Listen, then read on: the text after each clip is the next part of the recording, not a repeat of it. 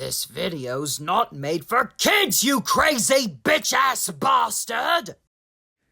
Welcome back, my optimistic OIIAOIIAers. Now, if you remember from our last timeline video, we left off in 1929, where Duke had pulled off his little trick on Stuart in the mountain road of the Mid-Sodor Railway.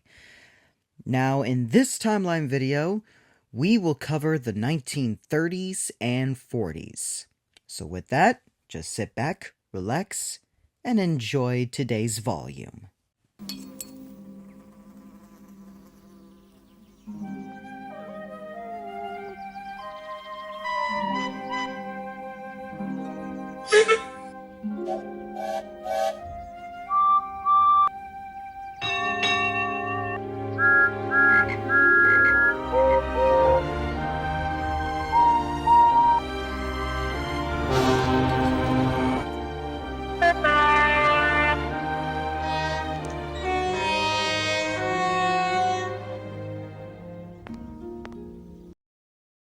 In 1930, the lead mines on the Farquhar branch line closes. A fire broke out in the Crovan's Gate works and burnt up the dossiers of Edward and Henry. In 1931, Marklin, the DRG Class 80 tank engine, arrives as a pilot shunter at Knapford. In 1932, a loop line from Tidmouth to Crosby would be planned to have its tracks laid. In 1933, a bypass line would be built on the main line next to the Normanby branch line for a more direct line from Vickerstown to Crovan's Gate. In 1935, Toby, the London and North Eastern Railway's J70 class tram engine, worked at the Wisbech and Upwell Tramway in East Anglia with his siblings and his coach, Henrietta. Back on Sodor, passengers stopped arriving from the Isle of Man to the Mid-Sodor Railway. It's currently unknown who were the controllers of the Skarloey Railway between the year Mac retired and 1936. All we know is that now Mr. Robert Sam is the controller of the Skarloey Railway at this time. The mountain section of the Mid-Sodor Railway closed all passenger runs, and a couple engines, including Jim, the number 6, were now sold off. Now, the Mid-Sodor Railway runs on goods traffic. In 1938, Hero, the D51 class engine, is purchased to work on the Northwestern Railway. By this time, with Hero's help, the loop line would be complete.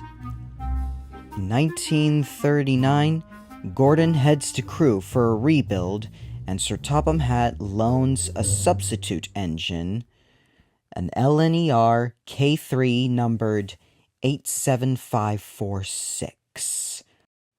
After Gordon's return later on, nearing the end of the year, Germany invaded Poland on the 1st of September. World War II begun. All the engines, except for Edward and Glyn, volunteered to enlist in the war.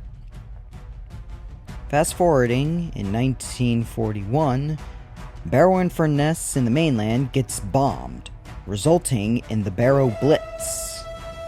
In 1942, the Skarloey Railway would have 2 narrow-gauge diesels on loan from the War Department and use its slate quarry as an ammunition dump.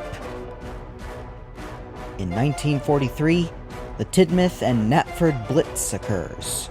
The town, Great Waterton, was also bombed and abandoned, but thankfully, evacuation plans were commenced, and right on the nick of time, too. With Skarloey withdrawn and the railway having no money to give him an overhaul, Rennius was left to do all the work. Marklin at Knapford Station would be destroyed in an accident, saving the ambulance train. Duke's Grace, by then Sir Robert Charles Normanby, who enlisted into the war, was killed in action at North Africa. His son, Sir Richard Robert Normanby, becomes the new Duke of Sodor at the age of 3. In 1944, Hero breaks down and is abandoned at an unfinished branch line at Ofsted. Baldwin was relocated to the mine at Kasnihawen, with Smudger taking his place by becoming a generator by choice. The new generator for Arlesdale Sheds, to be precise.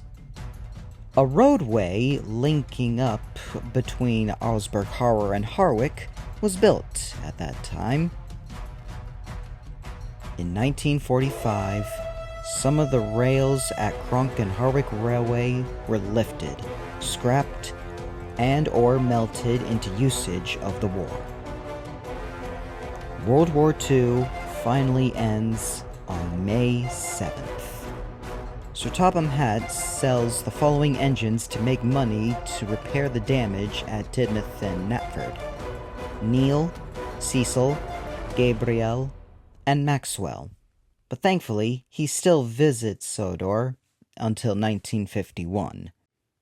It would also be the year where Mid-Sodor Railway's mines would close one by one from being dried up. The War Department diesels would leave the Skarloey Railway.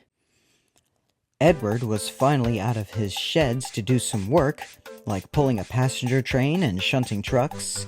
He also banged Gordon up the Marin Incline, or more commonly known as Gordon's Hill.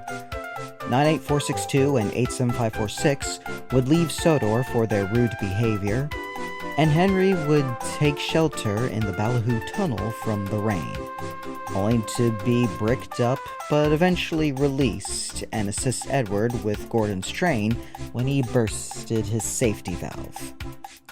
A clergyman named Reverend Wilbert Awdry would make his first book, The 3 Railway Engines, on the 12th of May, based on the events Edward, Gordon, and Henry went through, although minus 87546 and 98462.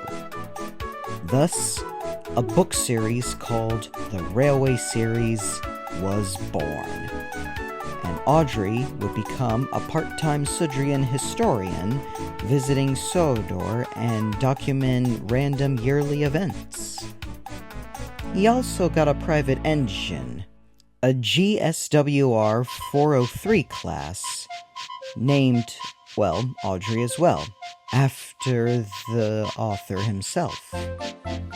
In 1946, a London and Yorkshire Railway Class 28 with an added pony truck named James would be purchased to work on the Northwestern Railway and become the number 5. Later that year, a London Burlington and South Coast Railway E2 tank engine named Thomas was purchased to work at Knapford as the new station pilot after Markland's unfortunate demise, and become the new number 1 after Glenn.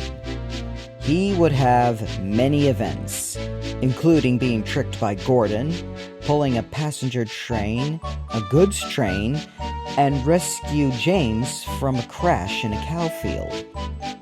For his heroic action, Thomas was given the honor to run the Farquhar branch line, with a pair of coaches, Annie and Clarabelle. This would be the year Thomas the Tank Engine would be written. Meanwhile, on the Mid-Sodor Railway, Baldwin breaks down and the mines at Kasnihawen start to flood. Back on the Wisbech and Upwell Tramway in East Anglia, Toby was to attend a seaside festival, only to help an engine numbered 1020 to the next station. Come the following day, the festival was off. The reason being was that people were afraid he would show everyone else up. In 1947, the Mid-Sodor Railway officially closes, and all the engines, except for Duke, were auctioned off to other places. Falcon, Stewart, and Freddie were sent to the aluminum company at Peel Godred. Duke was left in a shed and slept for 2 decades while being buried under earth.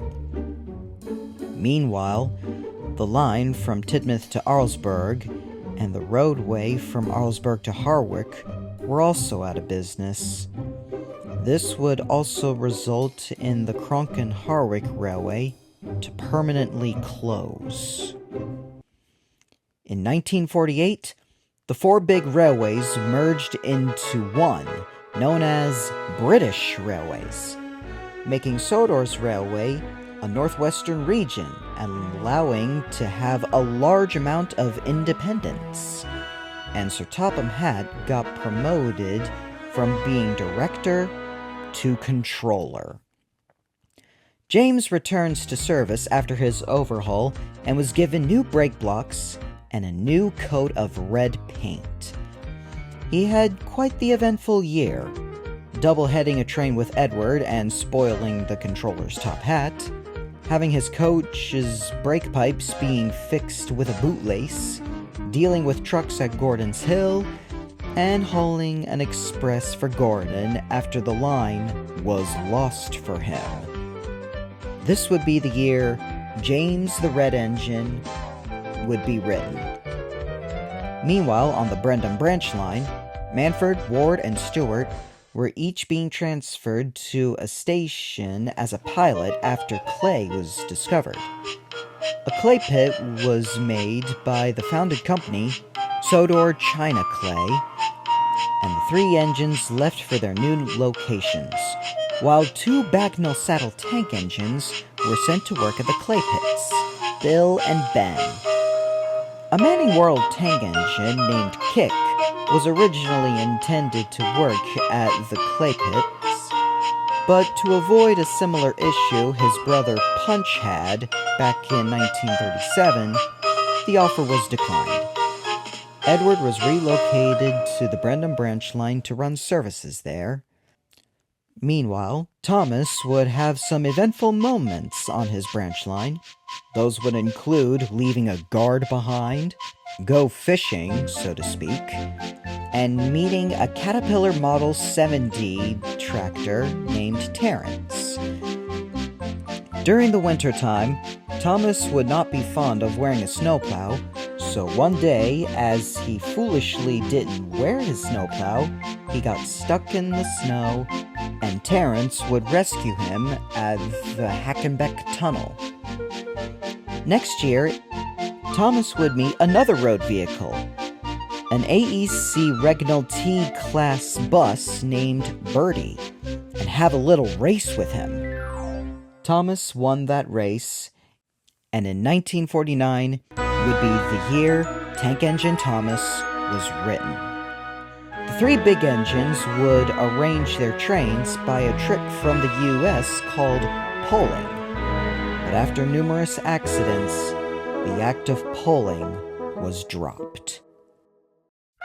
This is where we will conclude our 3rd volume of the Tales of the Northwestern Rails timeline series. Join us next month for when we cover the 1950s and 60s.